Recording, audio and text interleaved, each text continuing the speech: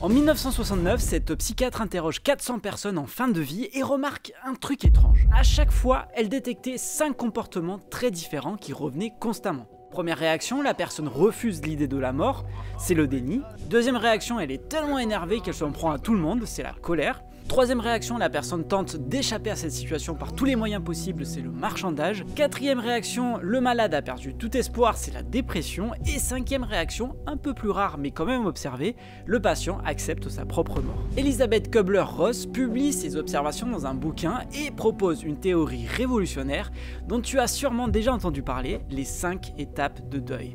Et là, ça fait un carton. En 1999, le Times la classe dans les 100 plus importantes penseurs du XXe siècle. Elle change complètement la façon de voir la fin de vie dans le monde médical.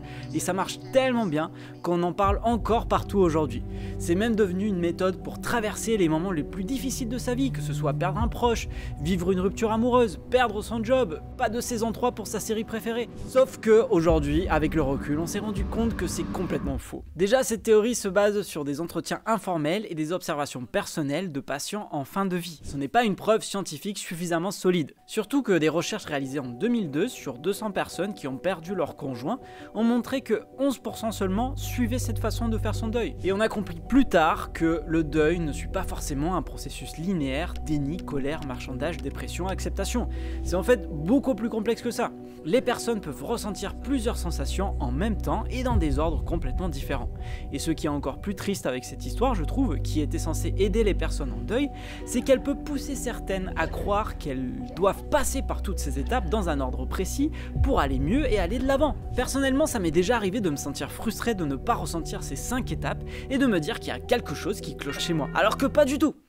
Enfin, je crois. Kubler-Ross a même précisé plus tard que ces étapes concernent surtout ceux qui apprennent qu'ils vont mourir. Elles ne s'appliquent pas à tout le monde et à toutes les situations. Alors, pourquoi cette théorie a-t-elle autant eu de succès ? À l'époque, parler de la mort dans le milieu médical, c'était carrément tabou. Et malheureusement, c'est encore souvent le cas aujourd'hui, je trouve.